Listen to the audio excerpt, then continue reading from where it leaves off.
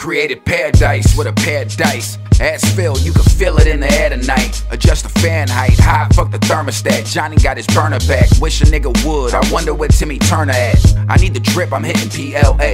I'm an artist and my easel is beneath my stilo. See Montana and Marino parked at the Marino. What's up, this is LOSKO PROJECTZ and I'm your host, Nathaniel. And we got two special guests this time. I don't have just one person. I've had Mike Rafter on before. I think this might be like the third time. The third time. One was a mess up. Second one was good. But we got another person that helped him on his way. Amazing dude, good skater, Domingo Vasquez. Thank you for being on the show. Thank you, Mike Rafter, thank you for being on the show nice again. Nice to have me in your house again. We're at Mike Rafter's house actually. He let me come in his house and I kind of. We're at the bar. Yeah, we're at the bar. We're just having drinks and getting drunk. No. Yeah, so we got some Coronas on deck. Every time Domingo answers a question correctly, he gets a Corona. Then we got shots. Oh, there's wrong answers. And we got shots too. And we got shots. No. So we're gonna go back to the beginning of where Domingo started skating, because we did with Rafter, but we're gonna get all into that and combine it all into one. But where were you born first, and then how did you get into skateboarding at the beginning? I was born here in Sacramento. I got into skating because, well, originally I wanted to play football because I was a running back in high school, and since my mom wouldn't sign the waiver to join the football team. Okay, well now what am I going to do? I was a little punk running around, so I was getting weird. I was getting wild because my parents had recently divorced, separated. So I was starting to wild out. So my mom came home from, she worked at Woolworth back in the day on K Street, before K Street was what it is today. So she brought me home a skateboard and that was it. I immediately took to it. What'd you get? I don't even remember. Some piece of, just a random board? Yeah, a random board in a box and cheap wheels and, you know. But it was a skateboard. Off the shelf, yeah. You know?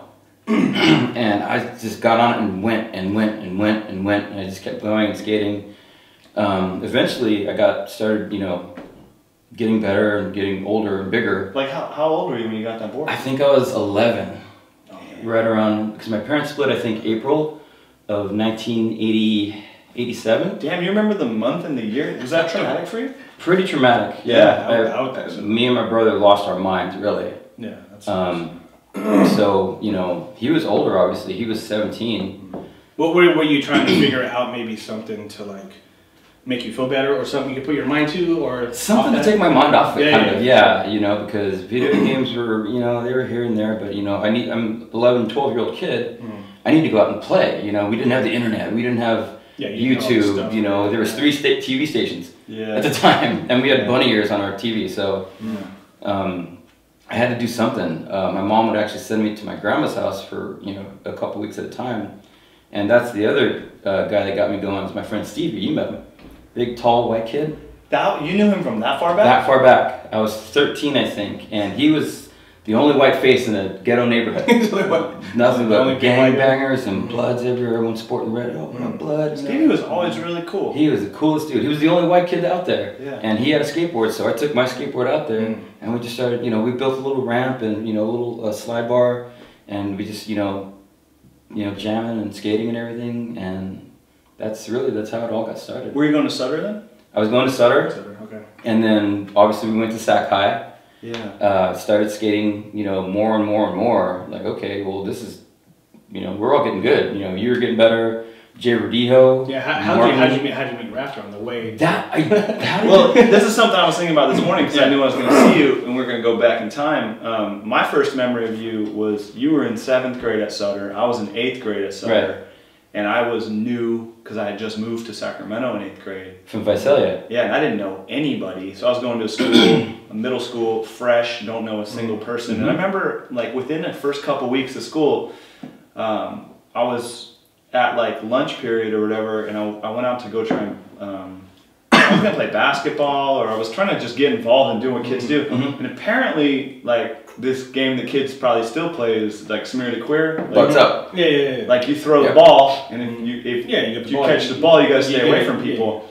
Well, they were playing that game on the basketball court, and for whatever reason, everyone decided that I needed the ball. So give it to this guy. Give it to the new kid. So I saw real quick what was happening. I was like, oh, everyone's gonna smash me, and I was like, I'm not touching this thing. Like, I'm not even playing this game. I was like trying to see what was going on. Like, what are they doing? And they were like, here's the ball, you idiot. Like, and away from me. I don't know who it was, but somebody tackled me into the basketball post. Ooh. Like full on, like tackled me into the post, and I was like, oh, I can't breathe. And I remember the first time I remember meeting Domingo because he was the only person. He came over and he helped me up, asked me if I was all right. And Domingo was the smallest kid at school. Always. You were the littlest guy, and his Always. nickname was Flacco because he was Skinny. real skinny. Small and skinny. Small and skinny. But a good kid. Like, and while I was like on the ground, couldn't breathe. People were like laughing at me, and I remember him being like, "Shut the fuck up" to other people, and I was like, "This kid doesn't even know me." Well, I vaguely remember it, but I saw you took the hit, and I was like, "Oh my god, dude, are you okay? Damn, you got fucked up." So that's my first memory of meeting Domingo, and I didn't skate yet. I didn't have a skateboard. Really? So he was. You were skating before. I was skating before you. I didn't That's realize why you're that. always better than me. Yeah, no. No, you guys are both fucking good though. Yeah, because I went to Sutter, but that was 97. 97. God, I was 3 years out of high school. Yeah, dude. You're a young man. Well, I think that year or the year after, that's when I met Mike, and he just gave me a board. I didn't know who the fuck it was until my friends told me. Yeah. He gave me a random board, so I was That's like, Mike. I was like, oh shit, and then they were like, that's probably Mike Rafter, dude, blah blah blah, because they're always down there. I think you might have been there too. We were rarely not together. Yeah. We were always together. We lived together for years. I definitely, I think you were there because there was probably about 5 or 6 people with you. Yeah, dude. On that session. Domingo was probably driving because I never had a car. Yeah, there you go. 'Cause Oh, God. you went to a car to get something out. Sorry, his probably- car. I think that's right. We went and bought his first car together, and we played like good guy, bad guy. And Yeah, that was fun. The Civic. I still got that thing, by the way. I cannot believe you still drive It it. still runs. From like 2001. Is that like a 25-year-old? How long you got? 30 years? 20 years? Damn. I got that car for 20 years. It's still running. Hey, take care. Honda. Honda. Yeah, it is. Honda. That's forever, dude. Yep. So Domingo was Domingo used to skate with us.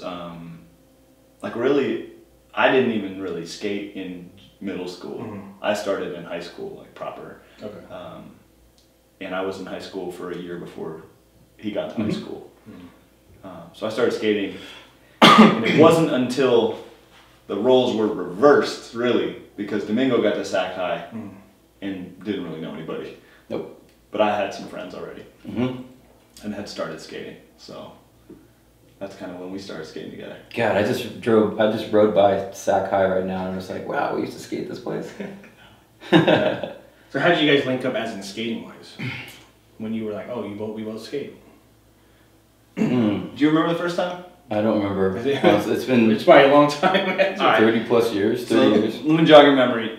I think I met Martin first. You probably met Martin first. His brother, Martin Orduna, and Rob. You remember Rob?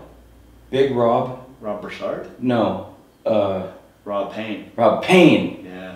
I skated with him, and he was goth, I think. Like goth before goth. Goth before goth was Like a goth. straight rocker. Yeah, just wore all black and He would do like egg white mixture to put in his hair to like have it spiked up in yeah. different directions. He was crazy. He was awesome. Funny too. Like whatever he said, he was just like one of the funniest dudes. Scary dude too. Scary dude, but I mean, if he was your friend, then you know he was on your team. I had a couple of those in high school. I had a couple of those in high school. And skating at Sac, we would skate the back stairs with the rail. Me, you, and Verdijo, and Martin. Yep. And I think we were the only 4 dudes that skated in whole that place. school. Yeah. Burke did a little bit, but Yeah. he was more into music and other things. But I think it was just us 4, if I remember correctly. Out of the whole school, that's Out of the whole school, it was only 4 of us. There was the first spot I remember skating with you at was on 20th and K Street, where Lowbrow is right now. That bar. We used to skate by there. It was just an office building, and it had 2 really long handicap ramps. And instead of having a waist high handicap rail, there was a little 6-inch rail. Guard, like almost like a guardrail. Like if you were in a wheelchair, so you wouldn't roll off. Yeah. It was green. It was green. We just call it green rail. Green rail, yeah. So the first time I remember you skating, and the youngest far back as I can think, is that day. And I think you had a Jason Lee hamburger board. Yep. And I think you had a Gizmo Wheels t-shirt or something. Sorry, it's really buggy in here. But yeah, he was rail sliding like 12 or 20 feet long on this rail, just like, because you could get on Everslick. Oh yeah, it was Everslick. It was the Burger King Jason Lee board. Oh, yeah. Shit. So yeah, you can go forever on that. Yeah. In my memory, Domingo was sliding this thing, and I couldn't really do board slides very well yet, and I was like, what? And his like, he had a mullet, it was like flapping in slow motion. I had a 1090. Yeah. Because Mike was like, I think he had a mullet until like 11th grade or something like that. Yeah. Hell yeah. You celebrated the day you came to school with that shit off. Yeah. Like, yes! Why did you have the mullet though? Because you just Mexicans. Just Mexicans. Not even necessarily Mexicans. I mean, I go back and I look at mullets nowadays, like from like back in the day. I'm like, oh my god, those things were tough. Well, that shit is back now. I see kids with mullets. With mullets, really? yeah. Yeah. I'm like, hell what yeah. the hell is going on? Huh. I'm like, yeah. Crazy. Hey, well, everything is back. Too much Roadhouse. Well, everything. If you look at kids nowadays, all they want to do is 90s and 80s. 80s stuff. Yep. Yeah. It's all throwback. It's not the now. era of throwbacks. Mm-hmm. So yeah, I think ever since then, Domingo was like, he was somebody who was.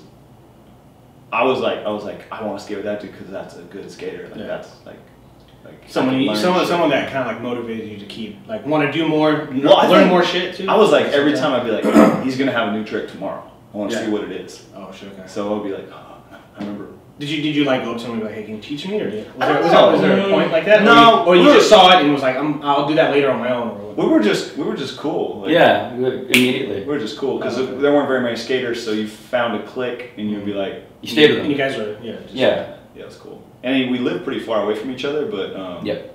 You lived in the 38th Street house then. Yep. So we were about 4 miles from each other. I lived downtown on 12th and W, right by what used to be, I think, Gemco at the time. No, okay. It's Target now. Yeah, that's right. Yeah.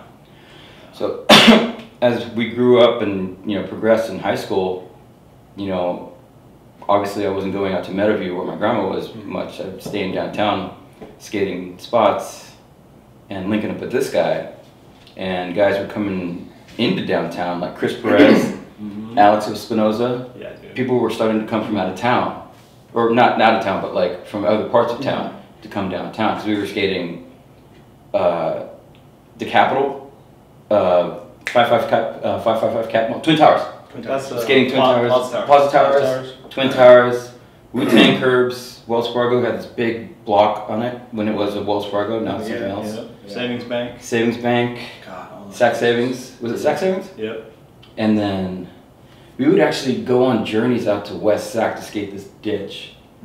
And West Sac Ditch. that's where I saw Rick Windsor, Sam Cunningham, and a couple other heads. all together skating that? Yeah, and I was like, Blown away. my hair was blown back. I didn't even drop in. Like at that point, skateboarding to me was like going straight On flat? Yeah. and up a curve maybe. But they were... So these guys were just ripping, just carving, just going as fast as they can, just cooking up this thing, backside Smith grind, just holding onto it. And I was like, what the hell? They had put parking blocks at the top. Yeah, and this thing was, I mean, at the time, for me, it was like, oh my god, I'm going to drop in on this thing. And these guys were just shredding it back and forth. It was pretty much just all new to you. Yeah, this is all fresh to me. I'm like, oh my god, this is... But it was scary to be out there because they're like Broderick boys, like gangsters out there. Like the whole time we were like looking over our shoulders. Yep. West Sac was not a good place. West Sac was not a good place. It's not like it was today. But the good thing was that we were so small that no one really picked on us. Yeah. At least not me, because I was. Well, you guys stayed to yourself too all the time. Yeah. You guys didn't venture out. venture out or like what's up, fool? Yeah, no, we knew early not to do that. Just be shut Because up. we went to high school, it was nothing but gangs. Sac High was all Bloods. But even they never picked on us. They were like, hey, do that thing that you did, let me see you do that. pretty cool, or And something like, like that. we weren't a threat to them. So we were, you You had Mexican privilege. I had my ass kicked. Yeah, that's true. I can get away with that shit. Go to the corner. Beat my ass. Yeah. I used to beat my brother. My brother got. He got pumped a few times. My brother woke up in the men's bathroom and realized he didn't even know what happened. He was like, "Why was I asleep in here?" And someone had slammed his head into the like the towel dispensing rack and knocked his ass out. I remember that day. I was like, "What the?" Yeah, we never even know who did it. We never figured it out. We never. Oh, so they did it real quick then. Yeah. And some dudes used to carry around like D-cell batteries in their pockets, and they would just huck them down a busy hallway when everyone's going between questions. Just throw as hard as they could, somebody in the just head. hit whoever. Yep. Yeah. So it was pretty rugged. That guy was rough. Yeah, see, I was from the north. I was from Grant. Yeah, you went to Grant High School? I was Grant High School. Yeah. I was in the Heights, so I was. Well, it was much better out there. I was familiar with all that stuff too, but you know. to be honest, I think South Sac was worse though. Oh yeah. In a way, it was always worse. Yeah. It's bad over there too. You know, I stayed over there for almost 20-something years. Yeah. But Meadowview and all those areas over there. Johnson. I live in Meadowview right now. Yeah. It's still. To be honest, it's a piece of shit. Really? I'm sorry. It just is. The place is bad. They never want to renovate the place like they do Oak Park or anywhere else. Meadowview is just it's staying the way it is right now. Yep. And it's not getting any better. There's people getting shot. There's people getting killed all the time over there. Damn. It's the same shit. I think last year I rolled into my driveway, and the cop pulls up behind me, and he goes, "You guys okay?" I was like, "Yeah, we're fine." And the cop says, "Oh, there was a shooting right in front of your house." So he was like, "You might get back and not want to get in your house right now." Damn. And I was like, When was this? it was probably like a year ago. Wow. And I was like, really? They're like, "Yeah, just get in your house for safety because we don't know if they're gonna come back or something else is gonna happen over here." Yeah. And I was like, "Dude, this is weird. I hate this place." But I was like, it is what it is. My wife lives there, and I have to stay for now. Domingo would always get involved if he needed to get involved. If shit was going down. He would never run from a. I didn't know how to back down. No. Yeah, Even when he should have backed down. Even when I should have backed down, Well, I didn't know how to back down. If you did, then that wouldn't be good for you. Yeah, so it's just, I had to stick up for myself. Yeah, stick up for yourself. Yeah. I did the same thing in junior high and everything. I went to junior high in the north area, but it was called Martin Luther King Junior High School. Yep. And it was called back in the day it was called Nordy. Yeah. And the first day of school I get punched in the nose. Figures. I was like, yeah, I love this place. Welcome to school. No, and I just came from Sutter. Yeah. Sutter's way different, dude. Oh, yeah. You know, little lighter over there. I went from Sutter, and Sutter then was, you could tell like the rich kids, and you can tell like the ghetto kids that were at Sutter. Yeah. Some came from Oak Park. Yeah, and you could just tell the difference. But when I went to Martin Luther King Junior High School, that shit was all hood. Yeah. Straight fucking hood. That was it, and I was like, I had to get used to it. First day I got punched in the nose. And then I was like, hey, I gotta stand up for myself or I'm gonna get my ass beat all the time. Yep. Then after that, people found out, people thought my mom was Samoan, but she was Filipino. And they started respecting me just because of that. And they're like, oh, your mom's an islander, we're cool. Weird. Really? And I was like, Oh. all right, cool. All right. I went with Fred. it. I was like, cool. I'm on the islander. Yeah, dude. I'm over here like, is Ireland an island? And that transitioned to like high school too. They were just cool with me because my mom. I was like, all right, it's all good. Never got in a fight after that. So you were at Sutter when I was in 8th grade. Was there any skaters at Sutter in 8th grade? Just you? You and Brian Burkett? Me and Burkett and, oh God, not Eric Harvey maybe? He was probably just quitting right now. Yeah, or maybe his little brother, oh God. Eric Harvey And Jeremy Harvey, yeah. Yeah, he skated. He tried and they fell off and they didn't pick it up again. About Matt Allen. Matt Allen, actually yes, Matt Allen was a good skater, but he disappeared too. Yeah. I think he maybe moved, and Toby. Remember Toby Heim? Yeah. He would skate around with me. Huh. And That's right. again, he was always one of the coolest kids with me. But he disappeared too. I think he moved away as well. So that just left me. Yeah. And then all right, well, okay, here comes summer, here comes high school. Yeah. Here we go. But around in high school, like I was saying, we were progressing, we were getting better, all of us together. And then we went back to Sutter to go skate. we would skate Sutter. I love Sutter. Yeah. Well, back then it was just different. It had ledges. It had it so much. It was perfect. It was the perfect. smoothest ground you could think of. Ever. I love. You could take one push at the end of the hole and be at the other end of the hole. I just remember being depressed when they took out all the ledges. Yeah. I was depressed. Yeah. Like I seriously went there and I was like, "What are you doing?" Yeah. And they took them out and I was like, "They only have the back one now. Like that's it. You Yeah. have the back one. Now they knobbed it. You can't skate that now. You can board slide it right now, but you can't actually grind it." Yeah. When did you get your first camera? Oh God. Or when did we get our first camera? Whoops. I think I bought my first Sony in 90, because I was working a lot. You don't remember our first video camera? Vaguely. So, we fucked up. What do you mean? So you and I got a video camera through Dave Sloshbach. No, I'm talking about my first camera before that. You had a video camera before that? Yeah. What the fuck? I had a little black and white Sony. I don't remember the name. Was it the PXL 1000? The one that like something like that. Shot on an audio tape? Something like that. But then I got that one from Saucebach and we left it at Sutter and someone picked it up. Dude, we've spent like $800 on this camera, which is a lot for like some 10th graders. Yeah. Oh, what are you talking about? We set it down to go skate and not thinking, not paying attention. Someone picked it up and we had that camera for 20 minutes. We didn't film one thing with it, and it was stolen. Yep. And as always, Domingo fucking took the reins and saved up more money and bought another one. Went and bought another one from Dave. And I didn't have any money to contribute, but he figured out how to do it. Where did you get money from? What? You weren't a rich kid? No, I had, Like, what were you doing? I had a trust fund set up for me when I was born. I did not know that. And by the time I turned, I was 18, 17 or 18, 16. I got like $3,000. And I was gonna buy remember Mike Gardner? Yeah. Remember that beautiful green Camaro that he used to drive? Yeah. I was gonna buy that off of him. He wrapped it around a telephone pole. Oh shit. So, well, okay, I'm not buying that now. Yeah. Went to Dave. Hey man, order me what was it, the Canon? Yeah, it's an A1. Canon A1 with the fisheye lens, batteries, beautiful bag. Lost it. Hey Dave, can you send me another one, man? All right, yeah. About a week later, we're back in business. You think he made money on us? I'm guessing. I'm guessing, but it's all He was right. happy. He was like, come back. So check this out. Dave Sloshbach, he filmed the original Plan B videos. Oh, okay. And probably some of the blind videos, I would think. Yep. No, that was all Spike Jones. That's Spike Jones. But Dave Slosh was the Plan B filmer, and we met him through Canton Russell. When we started like barely getting free stuff. So You started getting free stuff.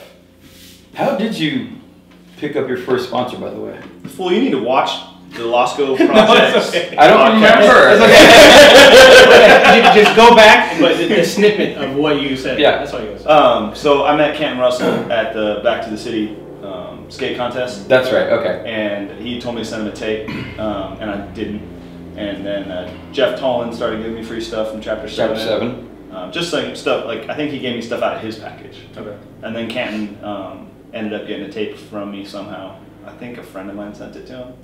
And I started getting free stuff, and I took one trip down to San Diego, and I don't think I took another trip down there by myself. I was like, hey, can Domingo come with me? Yeah. And we started rolling together. That's when things started taking off. Were you guys filming both back each other at the same time? Yeah, absolutely. Yeah. And whoever we were with, whoever happened to be with us for whatever reason, we used to fly down there. And I barely made it back from my graduation. That day, the day of my graduation, I had flown in back from San Diego from a trip we were on. And I put the robe on and I walked down. That was it. That was funny. No, that's cool what you guys did back in the day. Like you were traveling, you were doing stuff when probably people in the high school didn't know what you guys were doing. We were. You know what I'm saying? Well, he was already out of high school at that time. Okay. You were stuck. I was stuck in high school. I was getting good grades. I didn't want to fuck it up. I worked this hard. Yeah. You know, why not graduate? You know. But once that was done, I was like, all right, that's it. I'm full-time skater now. Yeah. So. You want to make it like a profession out of it or something. Domingo was the first out of all these people, all of our friends. Like he was the first one to get a shoe sponsor, which was a big deal. Yeah. RP. RP Best hooked you up. Yeah. Were you hyped on that when you first when you got that first box? Yeah. Oh man, just 5 or 6 pair of beautiful Vans. Like Christmas. The Chucks, the old schools, with the swoosh thingy.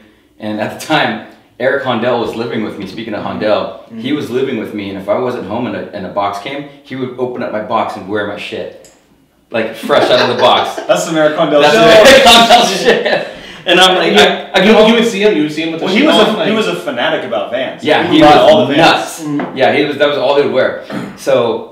Where'd you live with him? At my house on W Street. Oh, he lived in there with you guys? Yeah, he crashed there with me for a few months. I didn't know. He's like, you got my shoes on, fool. I'm like, where'd you get those? He's like, your box. I'm like, what? I go home and my box, everything's open and unpacked. I'm like, motherfucker. Oh, shit. You know? But I mean, it was Eric and I loved him. So I'm like, all right, man, just fucking keep him, whatever. He's like, don't worry, I'll get him back to you. I'm like, I don't want him. I don't want him, dude. I'll just get another box, whatever. And they couldn't do nothing about it, really. Yeah. So how'd you get me on? God, I didn't. I think RP was like talking about you, and he's like, dude, Rafter's good, right? And I'm like, yeah. He's like, what's his address? I'm like, to be honest with you, I honestly don't know. I mean, I know how to get to his house, but I don't know where to. And I think he's just like, I'm gonna hook him up. I'm like, all right, yeah, it's a good move. You know, he's good, and I think that's how, if I remember correctly. I don't remember it either. I just remember shoes started coming. Yeah. And then they never really stopped. Like for years, I got Vans. You told me that you got a whole bunch of boxes like all those years. And even when I didn't ride for Vans anymore, the Vans kept coming. Yeah. At that point, I think it was just in a computer that 9 pairs of shoes go to this address once a month. Yeah. This size. And it would just be random. Yep. But Domingo, I think you ended up riding for Airwalk, didn't you? I saw the new Airwalks that came out. I'm like, I want to ride those, but I couldn't, obviously. Yeah. I didn't want anybody to see me in the wrong shoes. So I called up Kenton, and he's like, yeah, just give him a call. And I can't remember who I spoke to, but like, hey, this is Domingo. I live in Sacramento. I'd like to send you guys a tape. If you guys are okay with that. And I sent him a tape. And 2 weeks later, big box of Airwalks showed up. I'm just like, oh shit. Airwalks. I don't know if you. Airwalks was a shit. Airwalk was a shit. But back in the day, it was shit. Like, you made it. We were like, he made it! Shit-free Airwalks. Because Vans were kind of whatever at that time. Yeah. We were kind of over them. But I remember seeing Tony Hawk with Airwalks. Yeah. And when he wore them, I was like, I need a pair. I got the same pair. I think they were blue. And they had like a white stripe on the bottom of them. And they had an A on there. And I was like, beautiful. Jason Lee? Yes. I wore them. I was like, it was the J Leeds. That's what you were crazy. I don't think kids have that feeling anymore. You know what I mean? You're like, nothing special anymore. Yeah, you're like, dude. I was like, dude, Tony wear these. I'll wear them. Because you couldn't even, the ones that we were getting, like, they wouldn't even be in the stores. They were like prototypes. Oh, did you get different, like, colorways? Colorways, yeah. Where did you get those? We wouldn't even pick what we're getting. Like, just random shit. Shit. You'd be like, bam, to wear them. What are these ones? What are these ones? And they would never come out. Bright green with a neon green A. Like, what? That's fucking sick. So I think that's where my shoe fetish started, because I have a massive shoe collection now. Yeah. So that's where it all came from. I know I'm wearing these nasty little things, but that's how good. But that's funny. Then pass me a beer though. Sorry. So we'll just call this. If he wants a beer, he has to answer a trivia question. So who was the first pro skater to do a 540 in a contest? Damn, put me on the spot. You're too young. Wait, 540? I would say Tony Hawk. No, sir. Damn, who? Incorrect. Who? Lester Kasai. Hey, you and anyway. They know more than me, man. You got a ring on that cracks thing though? No, I you probably it's just bare hand open that thing. Cool. Very good. So you got your beer. Lester. You learned something new. Yeah, Lester. That was the other thing too. When we were making our videos, the videos that we would watch, H Street, Shackle Me Not, Matt Hensley, first introduction to Matt Hensley, Brian Lottie. Oh my God, Brian Lottie, Colby Carter. This motherfucker would never stop talking about Brian Lottie. Danny Way. Yeah, he's lovely. And then the videos kept getting better and better. So I'm like, we were talking about the skate videos that were coming out. Shackle Me Not, and then what was that? 1990. Now and Later came out. Yeah. Planet Earth. Brian Lottie again. Javante Turner's first video, I think. Yeah. Javante was killing it. Oh my God, these guys were just amazing. And then 91 was Video Days, the blind video, which still to this day resonates. One of the best videos. And then I think Questionable came out in 92. That was was where everything changed. Like we enjoyed the blind video, but we couldn't do anything in that video. We couldn't even really emulate it. It was so far ahead. Yeah. When the Questionable video came out, that's when we kind of turned it up. Yeah. Because now, like, we were watching, you know, Carol and Duffy. Fuck, Duffy. I had never seen anybody attack a rail the way that guy did. Or just go big in general. He just go big in general. Yeah, he just go over anything. Yeah, and at the time, the whole, you know, flippy stuff was still going on. But this guy was grinding rails that were, you know, 20 stairs long. And down... What they do now. Yeah, exactly. Basically. He was one, and I was like, okay, well, I probably can't do that. It was kind of like a chin check as well, because I was like, well, shit. If this is the bar that's being set, you know, where am I going to fit in? Yeah. You know, it hit me kind of like a, you know, broadsided me a little bit. Because I wanted to be like these guys, I wanted to skate like them, but I can't do that. Come on, I'm still a little grommet. But guys like Carol and Sanchez and Chico, all of those guys, I'm like, okay, I want to skate like these guys. Was Chico a big influence on you? Because a lot of people mentioned that you used to skate like Chico. Yeah, Chico. Chico's still. He's still a man. He's yeah. so good. His style was amazing. He was everything he did. He was look like he was born to be on a skateboard. You know, so I'm like, okay, I want to skate like, you know, I want to be in company with these people. I want to skate like these guys. You know, obviously, Flattery is the best. You know, emulate or what is it? Say, I'll give you a beer. Imitation is the best form of flattery. Damn, with the motivation! Alcohol is a motivator. So, that's so good. I wanted to skate like those guys, and you know, we were starting to go to SF and skating in Embarcadero and watching these guys skate. Did you guys skate at E&B a lot? As much as we could. Yeah. Whenever we could get the money and get a car. Did you guys ever run into like Carol and them when they were there? Yeah, a few times. Didn't really talk. I seen the picture. I see old pictures of you guys there, sitting there at the E&B and whatnot. Whether they were there or not, it wasn't, you know, it was cool if they were there, but if they weren't, we were like, oh God, we're at E&B. I would have loved to see Javante back there. That's just the because one cat that I never got to skate with. I wish I could have, man. I wish I'd seen Javante, because I've always watched him and admired his... James Kelch was always there. He's pretty much lived there, at least, you know, what I remember. And I got punked by this kid named Smurf, and he took my brand new board, and James Kelch saw it, and he walked over to Smurf and just knocked the hell out of him. Picked my board up and gave it right back to me. He's like, you need to keep skating. Yeah. And I'm like, holy shit. I remember that day. Yeah. And we were tripping because we thought, I thought they were just going to come get mine next. Yeah. Yeah, like beat his ass and get you. Yeah. Like, give me your board too. Carl Watson was there. He was so sick. Kamau Tillman, watching all those guys skate. It was like, you almost had to sit down, but then you would get vibed because like, hey, why aren't you skating? You came all this way. Yeah. So I just kept on trying to skate and, you know, do as much as I could and stay active. I pretty much sat down at Pier 7 when I saw Henry Sanchez there. Yeah. And that was like 2000. Yeah. And I went there and I was sitting there and I saw him roll up and he was with a couple more people. I don't know who they were. But they were no one like really big. I think they were just like some AMs or whatnot. But the way Henry was skating, I was like, God damn. You have to stop and watch. Yeah, dude, he was killing that shit. Yeah. Because he was pretty frustrated because he was trying to, I think he was trying to nollie, heel flip, nose manual, like kickflip out or something. Something on that. Yeah. And he was just frustrated. He was throwing his board everywhere. People don't like being watched either. That's the thing. Everyone was. Everyone was around him like that. And then I remember maybe 2 years after that, I was at Pier 7 again and P-Rod was there. Yeah. And everyone stopped for P-Rod. Yep. And P-Rod was like, and it was just him doing it. And I think you can feel what he was feeling. Like, God, did they always have to do this? Like you said. It feels like a demo. It is. You know? And he was just skating, but you can tell he just ditn't want all those people. Yeah. It'd be cool if they were skating with you. Yeah, they weren't. They were just sitting so much better when they're skating. Yeah. Even if it's, you don't have to be any good. Like, do whatever your level of whatever is. Yeah. Like, just skate. Like, But, I mean, how do you tell some 13, 14-year-old kid that, you know? How do they expect them to understand that, you know? So do you guys have any stories of E&B or anything you filmed there while you were at E&B, or you just skated there and didn't? I think mostly we just skated there. I can't remember if we filmed anything there. I was a little scared to get the camera out in that area. I didn't want to get jacked. Yeah. So and also it's EMB. Everything that you're gonna try and do has been done better already. Yeah. So just enjoy that you got to skate the spot. Yeah.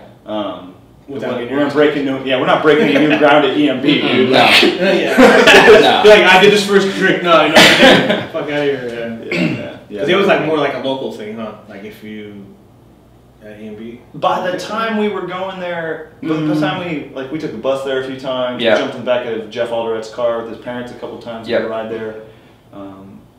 But it's just hollowed ground. You get there and like, by the time we were old enough to even travel over there often, like they started, like the cops were always there, starting to skate, get kicked out quick. It was almost to the point where it wasn't worth it going there because we were either going to get kicked out, Get your board or taken. B, you're going to get your board taken. Yeah. So we would go Or skate. the cops will take your board. Or cops take your board. Did you ever guys? Locals don't take your board. Ever tried the Guns Gap at all? I never tried the Guns Gap. Did you look at it? I loved it. Yeah. The thing that turned me off, I used to jump down stuff, but the thing that turned me off is there's big cracks on the runway. Mm-hmm. So there's like 1 inch separations. So you have to get going really quick and you have to like tack over these cracks before you can set up. And the wheels were only about that. Our wheels were nothing, dude. The wheels were 45 or 50. I never got into that. That was weird. When I was done by the time you started skating. Yeah, I was young. But at the same time, that's when like they were coming out and they were coming out with the little wheels and the big pants and all that. Yeah. I never liked any of that as being a kid. Yeah. And I think people thought I was weird. Because it was the in thing, but I didn't like it. You didn't like it. I didn't like it. I liked regular wheels, and when I went to the grind, I would see people with regular wheels, and they weren't wearing that shit. Oh my god. So I was like, I didn't want that shit. We spent a lot of time at the grind. Yeah. West Sac and Power Inn. That's the first time. That's where I broke my ankle for the first time. At the park? At the park. The grind? At the lock-in. That's where you broke your ankle? That's where I broke my ankle. I remember the lock-in. I remember I was only skating for about an hour, and I was trying to hit that corner, and backside. I think I was trying to 360, but my back foot came off, and I did the splits, and I hairline fractured my ankle, and I fucking damn near died because we were at a lock-in, so we had to stay the night. Yeah, you can go down. So I rolled over to the other part of the warehouse. I laid down. I put my head down because I had my helmet on, and I just sat there all night with my ankle. And I think my dad came and picked me up the next day, and I'm like, "Hey, Dad, I think my ankle's broke," and he took me to the hospital, X-rayed it up. Sure enough. So I spent the night. I tried to sleep, but I couldn't, and next day I was casted up for almost 2 months. Oh, that sucks. That was bad. The grind was like my kindergarten. Yeah. That was my that spot. place was fun. I watched, like I told Mike before, I watched people like Cardio, Matt Rodriguez, and Joe, all of them, just people that were blasting. And when you're a little kid that's in 3rd, 4th grade and you see that happening, your mind just doesn't understand it because they were fucking going off. Yeah. That was at a point where people were just. It was new, tricks were kind of new still, but they were just rifling shit off. And when I saw Cardio, and then I saw Chris Sin upstairs, I was like, what is this? Yeah. And he was like, this is fucking skateboarding. Those guys were kid. powerhouses. This is fucking skateboarding, kid. Yeah. And I saw Matt Rodriguez come through in them, and I was like, and I saw I saw so many people there, and I was like, this place is ridiculous. I don't think Sacramento will ever have a place like that again. That has that many people just go. Well, everyone had to go to that one area because there wasn't anything else. Yeah, and when it was raining, they're at the grind. Yep. Did you enter a castle contest? I can't remember. I accidentally got entered into a pro contest at the West Sac grind.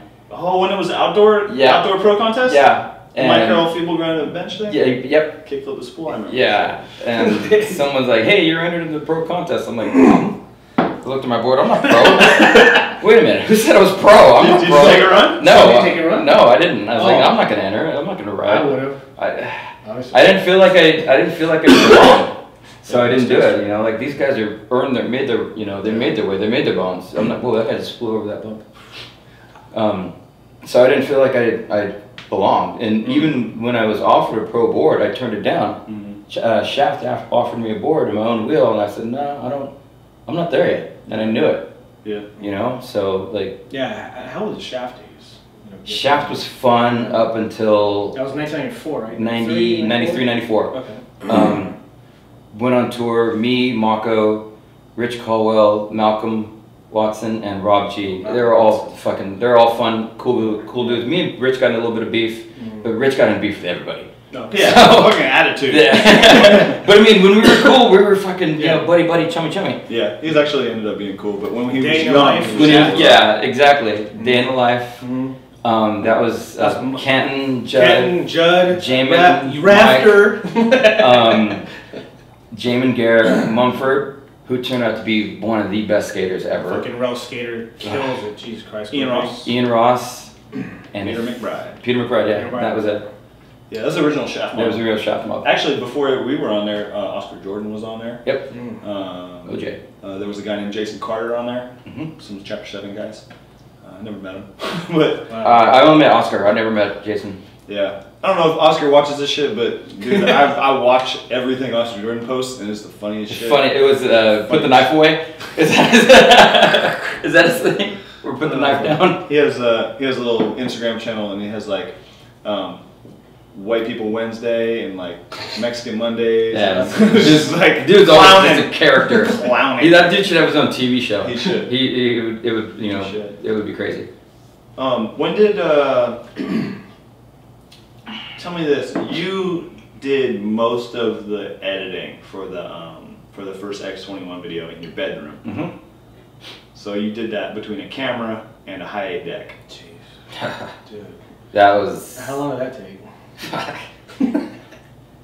I think it. Oh God, it's well. Luckily, I'm a night owl, so when I was done skating, you know, That all night you would be all night until the sun came up, and then I would fall asleep eventually. But I was so driven, I had to finish it. It was one of those things like it's like a vendetta. Like, okay, I have to finish this dude's part tonight. You know, it's 5, 6 in the morning. My mom gets up. She's like, "You're still up?" I'm like, "Yep, I'm still up." You know, And you weren't on a computer, so you can't try things out. You can't say like, well, let's put this trick last and watch it and see what it looks like. Yeah. Like It was completely you have different. to every time you wanted to edit it, you have to re-edit it from the start. yeah. So you're like, Yeah. he had all the tapes. So if memorized. you made a mistake, you'd be fucked because you had to go all the way back and then do that. Yeah. That would suck. So I would come over Uh, the next day before we would skate or whatever, and I'd be like, oh, like I knew he was working on it. I'd be like, okay, let's watch what you did. Yeah. And then we would like kind of try and decide what went where, and we didn't have the ability to put music on yet. Mm-mm. So you're trying to like guess how the music's gonna go. And then he came up with a really good song for his part in the first X21 video, and I thought it was a really good song too. The And flow video. yeah, so I just stole it. Yeah, he jacked my video part, my song.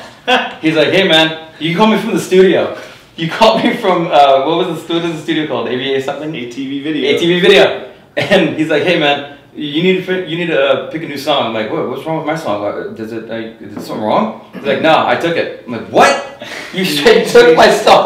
I know. I still owe you for that. Dude, I mean, at the time I was pissed because I love that song and it went perfectly with how I skated. And I'm like, all right, well, I guess I like hieroglyphics, so put that shit in there. like that'll work. I guess. Oh man, but I was. Like, Were you like really mad though? Were you? I mean, it was like, dude, come on, that's my song. You know? I think Domingo had like hundreds of times good reasons to be really mad at me and always forgive me for all those things. Looking back on it now, it's fucking hilarious though, man. It's such a good story. Yeah. So if you guys ever watch the Flow video, watch my part, but put his song to it. Yeah. So. Well, you used to, since we didn't know what the songs were going to sound like, he would do the edit, and then we press play on the video and press play on the tape deck to play the song, and you just listen to it while you watch the video and try and figure it out. When it was time to put the video together, we would go to a video editing place, and we would rent time at the studio. Yeah. Which Sound mixing equipment, everything. Sounds insane to me right now. You couldn't do that. Now you just do it on your phone real quick. Literally. Yeah, you can do it like 1 minute. Seriously. All right, done. Yeah. I got a video edited with the music. Yeah. But that was the fun shit though. It really taught us the intricacies of what it takes to make one of these things. It's a full on, it's a chore.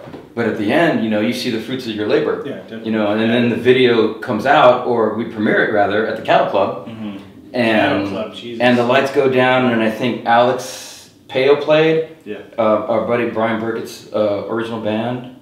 And then Alex was on the mic, and Goodlow was on the mic. And there was, 200 people there? That was a lot. The place was packed. I mean, the place wasn't that big anyway, but it was packed. And the lights go down, and the video starts, and everyone's all, yeah!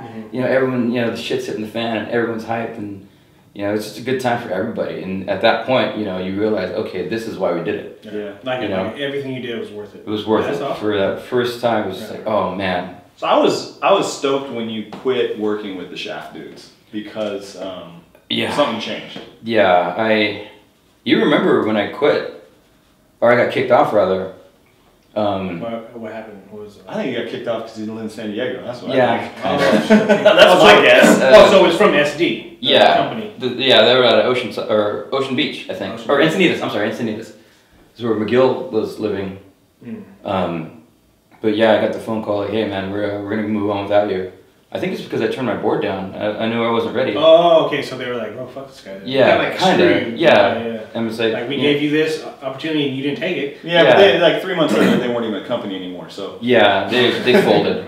So good thinking. Good thinking. You know, I didn't want to go pro and be in company with people that I didn't think I deserved to be with. Yeah. So I knew I wasn't ready yet. So well, that's just crazy how you were thinking of it though, because any other person that would be in your position would have probably been like, fuck that, fuck yeah, turn me pro. Yeah. I want that shit, let's go. Jump at it. You know what I'm saying? But you were like, hey, I'm not ready for that. You know, maybe later, whatnot. Yeah. But there was no later for that as a child. No. While he was doing that, I was riding for Arsenal. Okay. And then I switched to like Santa Cruz at some point, and around the time I switched to Santa Cruz is when you stopped working with the Shaft dudes, right? When did you start filming for the Santa Cruz video? Well, I was filming anyway, regardless. So around 97, 98, those were all kind of just like skating around, like not having to like produce skating wise, like not having to make videos for anybody, for my sponsors. You know, I was still getting free shoes and free trucks and some gear. Who did you ride for, Going? Yeah, I rode for Going. I think Canton got me on Going. And those were awesome trucks at the time. The new ones that came out were fucking beautiful and I loved them. Yeah. What are you doing with your hands right now? Thinking. He's trying to get all his memories. He's over here. No, he's trying to get all his memories back. Yeah, money, she's going back. It's way back there. It's back there. If I play poker with you, I'm gonna look for this. Yeah. This is your tell. That's your thinking, man. That's why you have sunglasses. That's why you can see your eyes. I was just filming. No, I was filming a lot for. I was going down south and skating, and filming. God, what was it? Stefan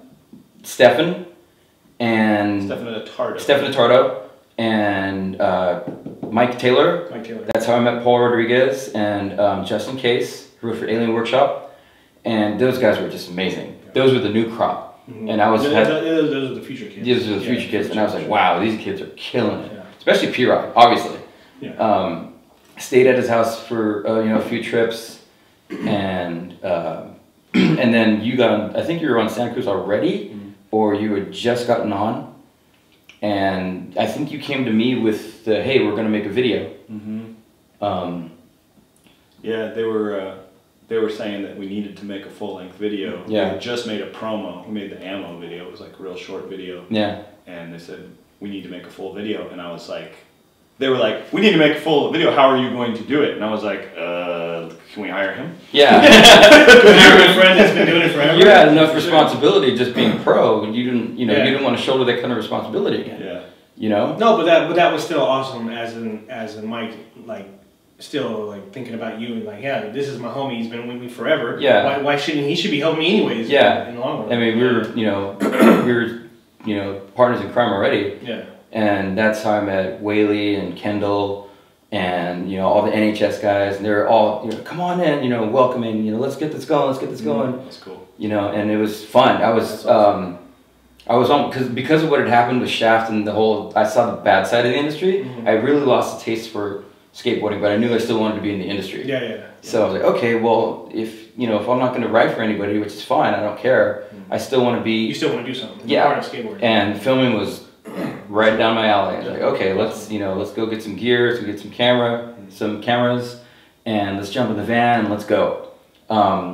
Matt Sharkey was the team manager, and that guy was awesome. He's fun. Whaley was on every trip. Any chance that we had to get out of town, he was right there with me.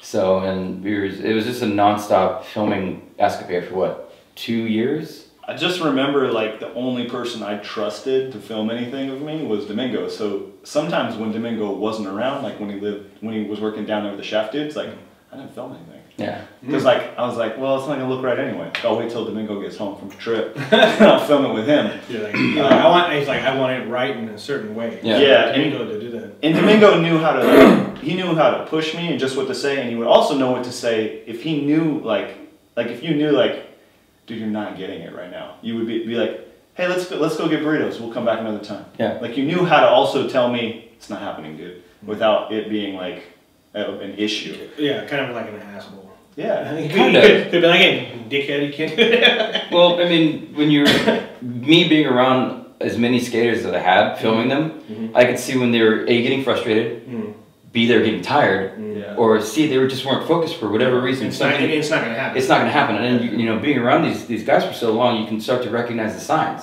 you know? So it was really a privilege to, you know, be around this crowd and to know them well enough to get a feel for, okay, you're this close, dude, you got it right now, let's do it right now. Or, you know, the other way, you know, okay, it's not going to work this time, let's come back some other time when you're fresh, when you're, you know, maybe when you're not so tired. Just be a voice of reason when like you were saying you saw Henry Sanchez losing his mind at Pier 7, like, dude, sometimes you need your best friend to be like, hey bud, next time. Yeah. Dude, you need to chill, man, because your shit ain't working out today. Yeah. Okay. And but that's, I mean, being, you know, a skater myself, I know what it's like to have a deadline. You know, okay, this project needs to be completed in X amount of days or X amount of months. I got this I want to do. Oh, excuse me. And I think I remember watching or reading an interview about Jeremy Ray, and he would say things like, I would go try and do what I thought was maybe the less hazardous stuff and save the big stuff for last, because on, you know, front side flipping the Carlsbad gap, he's like, I knew I had to do that last because if I got injured, I was in trouble. It was over, yeah. It was over. Yeah, Filming was over. Yeah. So, and I was like, okay, I took that to mind. That makes sense. It makes total sense, you know. Sure. Do the smaller stuff that you want to get in and save the big shit for last. Last, because if you get fucked up, that's it. You know, so, and that stuck with me. Even to this day, it sticks with me. And I'm like, man, that makes so much sense. And whenever I was skating or filming with somebody, I would try and keep that in my head. You know, hey man, let's, you know, chill out for a little while. Let's go get a drink or get a bite or something, or just take a break. You know, like relax for a while, because you probably can get hurt. Refocus. Last thing you want to do is get hurt. Yeah, get hurt. Yeah. You know, because that's it. You know, you break an ankle, you hit your head. You know, that's a wrap. Yeah. That's a wrap. You know, so. That really always stuck with me, and hearing stories like that really, you know, gave me a kind of a stencil to talk to the guys that I had to talk to when they were on a project and it was serious. You know, this needs to get done. You know, and it was nothing but helpful. At least I try to be helpful. That makes sense. It makes total sense. It makes hella sense. So you get hurt at the beginning, you're not going to be able to film anything else. Yeah. And then you're going to screw it, and then your sponsors will be pissed off, and they're going to be all up in your face. Yeah, the whole time he was filming and doing all that stuff, he was also skating really well. I got to ask you, like the last time I saw you skating at the level of which that, you know, was like probably as good as you ever were ever, was on that trip with Santa Cruz when you're supposed to be filming everybody. I was out there skating with them. I was out there skating, and you had a pretty critical injury. During that trip. We were in Boston picking up Vanique, and we had been in the van all day long, and driving forever. Everyone got out of the van, just went, ugh. You know, I don't know if you've ever been in a tour van with 8 smelly dudes for any length of period. No, I don't want to. You get cabin fever like you wouldn't imagine. Yeah, so you just wanted to get out. Yeah, everyone got out of the van. I jumped on my filming board, which has nice, big, round, soft wheels, and I bombed a hill. Okay. I bomb a hill, and not knowing that it was 2 hills. I bombed a hill, it kicks right, and goes into another hill. And I start picking up more and more speed. Yeah, so you're going faster than shit. I can't bail. I'm doing like 40, 50 miles an hour by the time I get to the bottom. At the bottom was an intersection with traffic going in both directions, and there's a bus right there. Stop picking up people or dropping people off. And I've lost control. I'm out of control. I'm cooking. Dude. And I got no choice. I either go into traffic and probably get nailed, or I can try and carve into the back of this bus, which will stop me, but I'm gonna get nailed anyway. So I carved to my right front side, and I put my hand down, scraped the hell out of my hand. My the board gives, it actually flips, and I plant my left leg, and my knee pops. I go flying under the bus, I hit the rear wheel, bounce back, and I hit my head on the tailpipe of the bus. Jeez. And I stand up, and all I feel is just blood pouring down my face. Like warm? Warm. Yeah. Blood pouring down my face, and everyone's looking at me like, what the hell Where'd you come happening? from? Wearing a white t-shirt. Wearing a white t-shirt, no less. I still have that t-shirt, by the way. Dude, those people are like, what they're in shock. They're up to their face. I'm like, what are you guys looking at? And half of my face is covered in blood. It's coming down my shirt. And I'm like, all right, well, I'm in trouble. I grab my board and I start walking back up the hill. You can feel it. It's far. Yeah, it's far. It's a good, what, quarter mile? Yeah. From Vanique's house to the bottom of the second hill. So it's a pretty big hike. So from my perspective, we all got out of the van, we're like saying hello to our friends that we're meeting up with, and I'm like, everyone's walking into Vanique's house, and I'm like, just make sure everyone gets in. And like, okay, everyone's in. And I was like, oh, where's Domingo? And somebody was like, oh, he bombed down that hill. And Vanique was like, he bombed down that hill? Because Vanique lives there. Yeah, it's his like, house. And he knows how. He knows. He's like, oh shit, he bombed down that hill? And we were like, yeah. And I didn't think anything of it. I was like, oh, well, it must be a gnarly hill. But like, he'll be back. Whatever. Shit. 1 minute after I say that, we're like unloading the van, getting stuff out, and this car drives up. This guy sticks his head out the window. He's like, hey, did you, your friend head off down this hill a few minutes ago? And we were like, yeah. He's like, you guys better go get him. He's hurt. And we were like, oh, fuck. So we start running down the hill, and we get halfway down the hill, and Domingo is like limping around the corner. I think he had his shirt off. Did you have your shirt off? I had my shirt off, trying to cover my head, because I knew I was bleeding. He took his shirt off. Did you have a big gash, or did you have? Yes. Yeah, okay. Mike saw me and turned more white than he already was, and everyone was like, triple white. Everyone like stopped and I could feel like all their breaths go away, and they're like, holy shit, because half my face was covered in blood. I couldn't see out of my left eye because. We have a photo of it. Yeah, you have it. Someone shot a photo. I'm like holding up his filmer board. Yeah. And he's like got his like bleeding. He's bleeding all over the shirt off. It's Yeah. such a great photo. I gotta dig it up. So we jump in the van. They rush me to the hospital. ER. Come on in. Sit down. Doctor's looking at me. He's got a regular doctor and a doctor in training. He's a rookie doctor. Anyway. So, Mr. Vasquez, the bad news is I can see your skull. Because we had a shaved head. Dude, it was open. It was a good. It was a big old guy. You put like 3 fingers in there. Yeah. It's just like No, Mr. Vasquez, the bad thing is I can see your skull. Like, that sucks. Well, the good news is, well, there's no cracks in it. All right. That's a good thing. It's like, all right, well, here we go. Here you can, They staple it? anesthesia. Or not anesthesia, but lidocaine, numb me up. 13 stitches and 16 staples. Good lord. And like, well, don't be, Did you tear your ACL or anything in your knee? I blew my whole knee out, and it still hurts to this day. I still need to, have it worked on. It's been that long. I've never seen you skate since then. I haven't been able to skate since then. Really? Yeah. My knee, I can't support my knee can't support my weight. Have you even tried to roll around? I can push, Okay. but that's about it, maybe. If we would have health insurance back then, Yeah. you probably would have got it taken care of. Yeah. But if that never happened, would you still be pushing though? Oh yeah, absolutely. I mean, to this day, I drive around on my work truck and I see spots. I don't see, I see a rail and I'm like, ooh, what could I have done on that? All right, so after we stitched you up at the hospital, did you finish a tour with us, or did you fly home, or what? No, we made it to Florida. We were trekking down the East Coast. We made it to Florida, and my brother actually called Sharky. 2 of my aunts had passed away in 1 week, and I had to go home. My aunt Butcher died, and my tia Aunt Tita died. And within a week of each other, I said, oh man, I gotta go home. And I was jacked up anyway, and you know, everyone was cool about it. Like, damn, dude, like, the whole van was like really quiet for like an hour, like after like that phone call. And Sharky was like, hey man, you gotta go. That's it, that's family, that's all there is to it. It's important, man. And hey man, thanks a lot. And I think we were almost done anyway. We were at the tail end of the trip because we were, what, 3 weeks in? Yeah. Almost 4? And I remember that same trip, before we got to Florida, I got a spider bite. Yeah, you got really sick. Yeah, I got bit by a brown recluse. Oh, we were in Myrtle Beach, you know, a week after you busted your knee and busted your head. We were at Myrtle Beach, where I met Chris Perkins for the first time at a demo, blazing hot, all metal ramps in the sun. Oh God.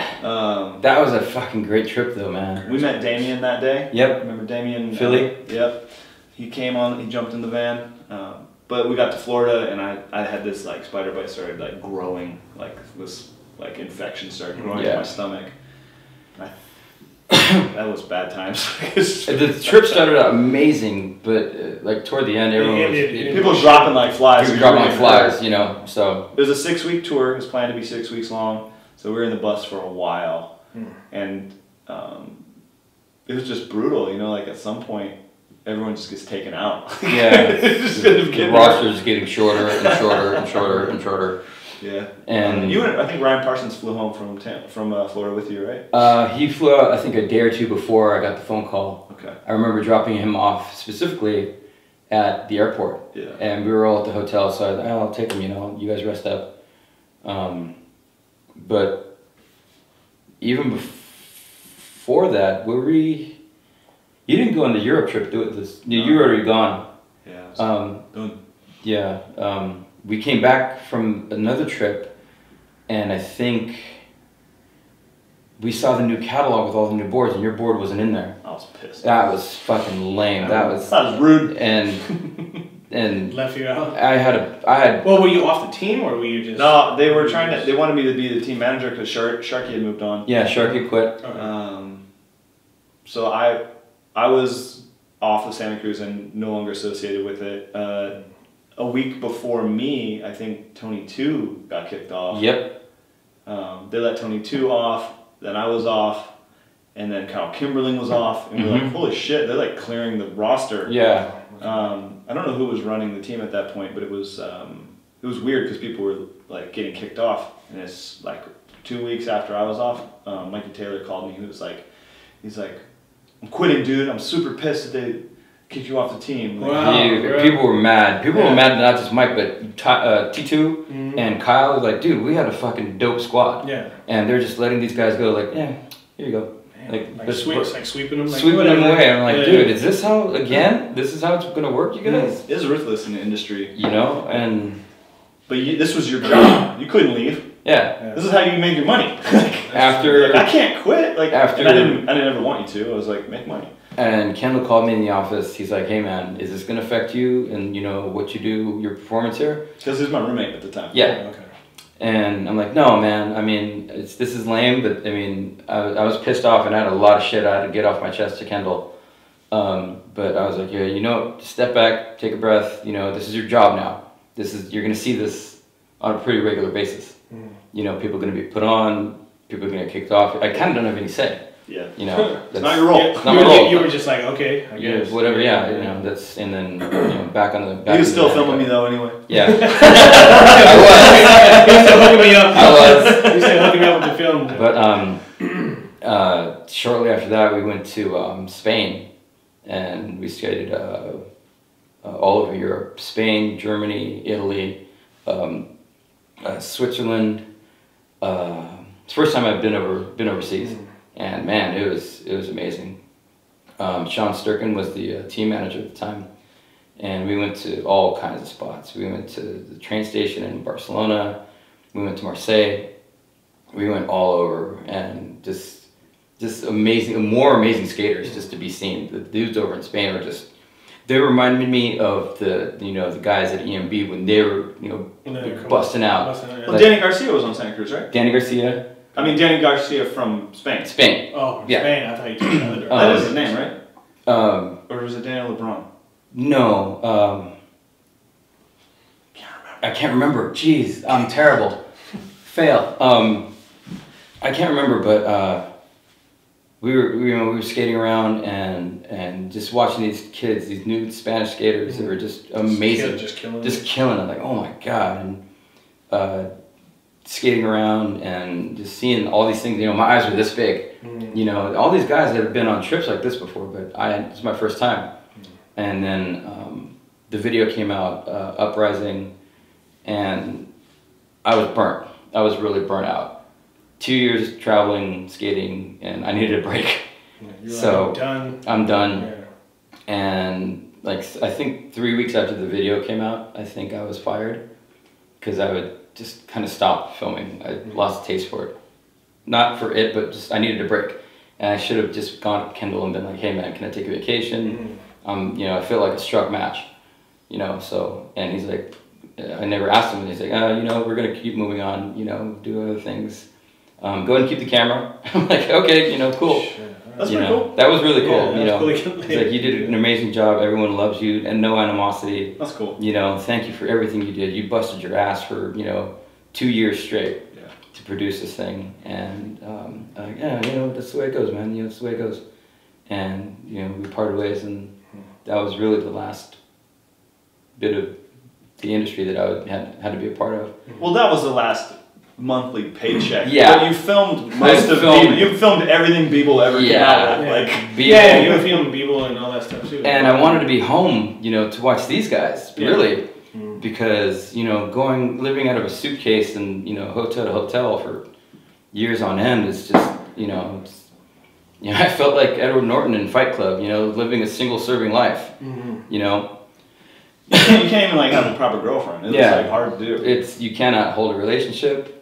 And you're working so much, and you're never home. You know, how's that gonna? Well, at least you got the opportunity to do that, though. Yeah, I was young enough to where you know. I'll be grateful for that. That's for sure. Yeah, I couldn't see myself doing it now. No way. You know, I'm 43 now, so I mean, Still young, but not young to do that anymore. Yeah. So, but I mean, I'm glad I was a part of it. You know, I'm glad I left, you know, some kind of fingerprint on skateboarding, you know. No, that's that's skateboarding and sack toe history that needs to be out there for everybody. Yeah, and then you guys both have like immense of so many things that people maybe don't know that should be out there so people can understand what went on, you know, and what you did too, because there's a lot of forgotten stuff that Sacramento like. We're forgetting. No one even knows. I know you guys are forgetting. We're missing a lot. Yeah, there's just so much stuff in Sacramento that probably a lot of people don't know at all anymore, and especially with the young kids. You know, the young kids that think about stuff now, they're just so quick to forget. Yeah. Because that's just the way it is nowadays. Everything it's new. Yeah. New. Yeah. I don't give a shit about the old stuff no more. Yeah. If you're not new, whatever, dude. But I think a lot of people should know about what happened and the stories and just all the good stuff, because all that stuff helps the kids that are doing it now. Yeah, absolutely. I really do think that. I feel like I hijacked your interview a little bit. Where you have some questions? No. No, the questions he was asking, I was going to ask him anyways. Okay, but cool. It's better off that way because it's more like, you know, you guys are friends. You guys know each other. Yeah. So the questions are better, you know, rifling off each other. So it's amazing. Man. Yeah. Do I owe you any gas money?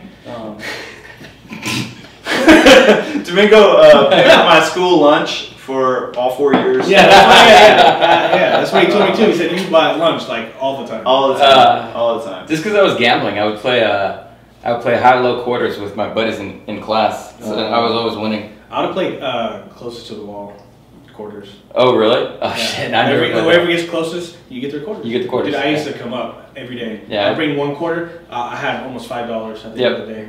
That's soda, a bag of chips, and small sandwich. Good, dude. That was Sutter too. And then they caught us doing it, and they wanted to expel me. So that's that. Okay. How old are you now? 43. You got a passion for poker, right? Poker. Yep. Now we're talking about the future now. Yeah. So let's talk about now. Well, obviously I can't skate, but I still need something that I can put my energy and time into, and sure enough, here comes poker. I've been playing for 15 years, 14 years, and it gives me the same passion. It gives me the same drive that skateboarding did. You know, a lot of ex-athletes do things like this. You know, they can't play football anymore, or or they can't play basketball, they can't play baseball. They still have the angst to do something. Mm-hmm. So a lot of times I'll go to a poker room in Vegas and I'll see Lennox Lewis, or I'll see actors, or comedians, or whoever. Kevin Hart plays a lot. Mm-hmm. It's kind of like their I want to say job, because it's for some people it is their job, but for a lot of people it's their it's their recreation, and you can make a lot of money off it. There's $1 billion industry in poker.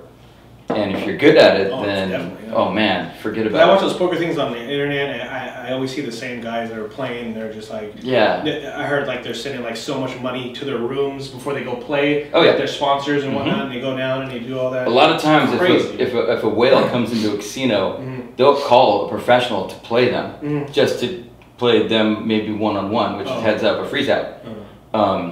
The casino will basically sponsor such and such poker pro to play this guy and get his money. Wow. Yeah, that's the way it's set up. I never would have thought that. Dude, that's brilliant. A guy sits down with $1 million. Yeah. Casino wants it. Yeah. We'll give you. They'll break off the poker player. We'll give you 100. They'll stake him. Yeah. It's called staking. So if I'm the casino and I've got a whale coming in who wants to sit down with $1 million, I'm going to pay you. I'm going to buy. Not only going to buy you in, I'm going to give you 15% of whatever you win. So you get here's $1 million. Here's 150 just for. So as that player, you can play more aggressively because it's not even your money. You're on house money. You're like you're just shooting. You're like everything. Yep. Dude, that's ridiculous. That makes for shorter games too, probably. Yeah. Because that's money though. Most of the time, the millionaire will come in and he'll leave with nothing but a story. Yeah. Because he can't play against these guys. Yeah, because I know the big the guys that come in with all the money. The casino will pay for their. Everything. Food, everything. And then you just gamble. Yep. We got a convention full of Fortune 500s 500 guys coming in. We'll sit you down at the Aria every night for the next week. You don't have to spend a dime just to play these guys. Yeah. So are there ranks that you can can you become noticed as you play poker and Of course. Yeah. Absolutely. Just showing your face regularly at the Bellagio or any major casino. And how much do you have? And a lot of the times, the guys, when they come in with so much money, they leave the money at the casino in a box. It's called a lockbox. They'll walk in with 100 grand and they'll leave with $500,000, but they don't take the money and put it in their pockets. They leave it at the casino. When they come back and play again, just open the box up. Take the money out, play again. Leave the money. It's your job. Leave the work at work. Leave all that there. I'll come back later on and play again. Yeah. Jesus, dude, that's the casino likes that. That is ridiculous. Yeah, and the casino can do whatever it wants with it, but it's still your money. So why haven't you moved to Vegas? It's too hot. It's too. I like when I go to Vegas. I like the Venetian. Yeah, I love the Venetian. The Venetian, the Bellagio, the Rio. Yeah. I went to the World Series once. 9 years ago in 2010, I competed, and I got knocked out the first day, but it was fun. I saw more actors and celebrities there than I did at any other event in my life. That's awesome. You still got to hang out Vegas, go poolside when you're out there, right? Hell yeah. Yeah, I love Vegas, man. I went there only twice, and I just like it. And even when my wife went to sleep, I stayed up. Yeah. And I was like, hey, I'm gonna go downstairs, and she was like, I'm tired. I was like, you know what? I'm going downstairs and I'm gonna go gamble, do some slot machines, just do whatever, so I can just get free drinks. Yep. I was pay the penny stock. I was drunk as shit. I was playing, and they're like, "You want another drink?" I was like, "Yeah, you know." But I mean, for finding a niche, because when I play, I do not drink. Oh, okay. Absolutely not. Well, you gotta concentrate. You gotta concentrate. Yeah, you gotta concentrate. So you can't be belligerent and be like, guys, 5, 6, 7 beers in, they're like, this, raise. And you're like, I'm gonna pick this one. Yeah. When I go to the Limelight, I usually don't go until after midnight because everyone's drunk. Yeah. And I pick on them. And I find out who's the drunkest cat here. I'm gonna sit down at that table. Yeah, easy. It's easy pickings. Yeah, that's cool. So it's a strategy, a way to attack this game. You just told your secret to the world now. Yeah, I know. Sorry. They're gonna watch. No, I gotta play. No, I gotta play. Skateboarders watching that. So, but seriously though, it gives me the same charge that skateboarding did. That's cool. So I've found something else. Yeah, I think it's kind of like what cardio went through. Yes. Cardio went through his back stuff, and he couldn't find. Well, he was doing it before, but I'm just saying he got back into biking. Yeah. Like hardcore, because he knew that would keep him going. He built my bike. Oh, really? That's a cardio. Yeah, he built my bike too. Yep. I didn't know that. Yep. Can you build me one? Thanks. But yeah, I just think cardio. That's a good way to get him on the show. Be like, hey, yeah. I'm trying to get cardio on, but he's a busy guy. He's always busy. He's always doing something. Yeah, he's busy. I've hit up friends to get cardio on. Yeah. And it's not happening. But hey, if it does, it'll be awesome. Yeah. I love cardio. Shouts out to cardio, man. He's a beast. He's a legend, man. Ripper. I love him to have him on here. But, original course. It is what it is, man. Yeah, but what's your guys' future endeavors now? I mean, Get a house. Okay. Buy a house like this cat did. Yeah. Take care of my mom. Okay. She's living in a little piece of shit apartment, so get a house. You know, actually talking about moving to Roseville soon. My job's moving out there, so I want to go out there. And downtown's getting hectic. Yeah. Where I live on 17th and something. It doesn't I don't want to give out it. Yeah. But it's the drug epidemic and the homeless epidemic. I won't say epidemic, like being homeless is a choice or something, but it's just, I mean, every night I hear something crazy going on outside my door. Yeah. And same thing with my mom's place. I'm like, man, she's an old woman. Some guy fucking does a line of crank and tries to mug her. It's not going to end well. So I want to get her out of there and see where life takes me now. See what my next adventure is. Hopefully get my knee fixed so I can get back on my board. Yeah, that'd be nice. So I'd like to see you at the World Series of Poker doing well though. Dude, I know him. We know him. I did an interview. That's my next interview. What about you, Mike? I don't know. Really, one of the biggest accomplishments of the last many years was to finally buy a house. So I feel like this was my big dream. I finally got the house. I think the next thing I'd like to do is try and get back to working for myself instead of working for a company. I've been with Apple for 8 years and they treat me really well. But I have an entrepreneurial spirit. Yeah, you want to do something on your own. I'd like to own my own business again at some point. Definitely. I just don't know what. Hey, just hire me, okay? Thanks. Yeah, maybe we'll do. Maybe me and Nathaniel will start a video production company. There you go. I'm in. Oh yeah. There you go. All three of us. Yeah, totally. Yeah, man. That's where I'm at. I feel like I'm gonna have to cruise for a minute and pay these bills down. Yeah. Definitely. Save up, make a plan. I just hit 44, so if I could retire by 65, I'd be. That would be nice. Yeah. I would like to thank Mike and Domingo for this. This is amazing to hear all these stories, and to be I'm not hella young, but I'm young enough where I'm still learning all these stories and learning these things from these people that put it down in the roots of Sacramento, and I love it, dude. And I sit here sometimes with my mouth open, like something like I've never seen before. But it's just cool to hear all this stuff, and I want Sacramento to keep uprising and just learning the history of Sacramento and to respect it, because I respect it, and I just want pretty much why I started this. I wanted people to understand the history of everything that Sacramento did and and backed up and all the pros and everybody, man, because it deserves it, man. Sacramento's a good place. And thanks for giving us a voice. I appreciate it, man. Go over it. But anyways, well, I'd like to thank all the people that support me. I got two little sponsors I have. It's PLA Skate Shop and American Cream Company, man. They back the show. They're good people. If you're in Sacramento, go check out PLA Skate Shop. They're downtown and they're in Folsom. So go check them out, grab their stuff. They have good people and they'll hook you up, man. And American Cream Company has probably one of the best clothing companies out there. It's ran by Min. He's a good dude and really good clothing. And and some other people that support my show is Esla Boom, Matt, and all them. Willie's Workshop, Willie Santos, always been a good dude, man. Love the guy.